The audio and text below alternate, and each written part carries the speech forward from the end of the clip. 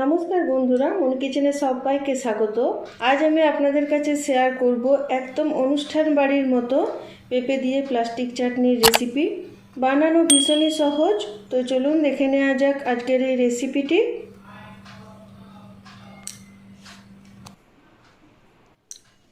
এখানে আমি নিয়েছি পেঁপে আমি 4টে টুকরো করে নিয়েছি। আমি একটা গ্রেটার দিয়ে গ্রেট করে নেব।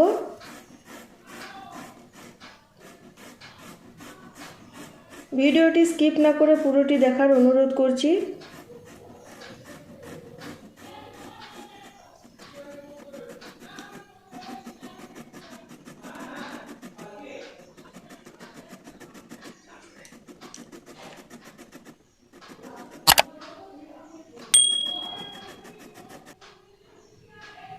দেখুন, এভাবে আমি সরু সরু করে গ্রেট করে নিয়েছি। এবার বাকি পেঁপেগুলো আমি গ্রেট করে নেব। আমার ভিডিওটি যদি ভালো লেগে থাকে তো অবশ্যই আমার চ্যানেলটিকে সাবস্ক্রাইব করে নেবেন।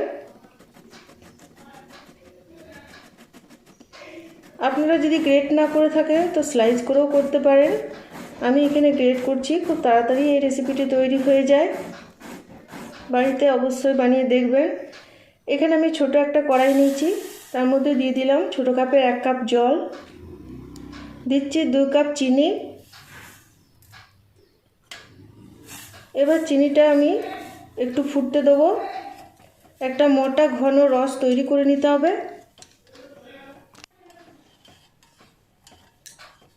ভালো করে নেড়ে নেড়ে একটু চটচটে একটা রস তৈরি করে নেব। বন্ধুরা, আমি আর এখানে রসটার চটচটেটা একটু কম হয়েছিল, তাই আমি এখানে আরও 1 কাপ আমি চিনি দিয়েছি। মোট আমি এখানে 3 কাপ চিনি ব্যবহার করেছি। এবার আমি দিয়ে দিচ্ছি স্বাদ মতো নুন, আর দিচ্ছি পেঁপে।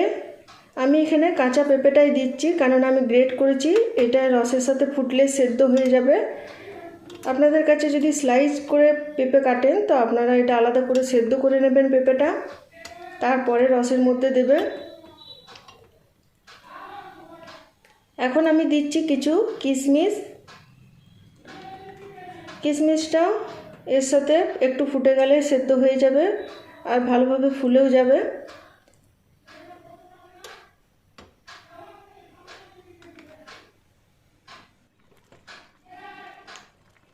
দেখুন, পেঁপেটা অনেকটা সেদ্ধ হয়ে গেছে। এটা আলাদা করে পেঁপে সেদ্ধ করলে পেঁপেটা একদম গলে যেত। রসটাও খুব ভালোভাবে তৈরি হয়ে গেছে। এখন আমি বন্ধ করে দিলাম। কিছুক্ষণ পর আমি লেবুর রস মেশাবো। এখানে আমি হাফ করে কেটে নিয়েছি বড় সাইজের একটা গন্ধরাজ লেবু। আমি এবার এটা চিপে রসটা দিয়ে দিচ্ছি।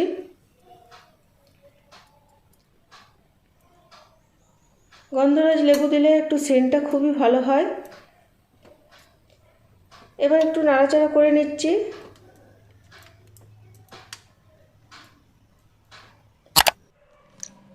তৈরি হয়ে গেছে পেঁপে দিয়ে প্লাস্টিক চাটনির রেসিপি। আমার এই রেসিপিটি ভালো লাগলে অবশ্যই লাইক, কমেন্ট, শেয়ার করবেন। আর যারা এখনও সাবস্ক্রাইব করেননি তারা নিত্য নতুন ভিডিও পেতে আমার চ্যানেলটিকে সাবস্ক্রাইব করবেন। নমস্কার।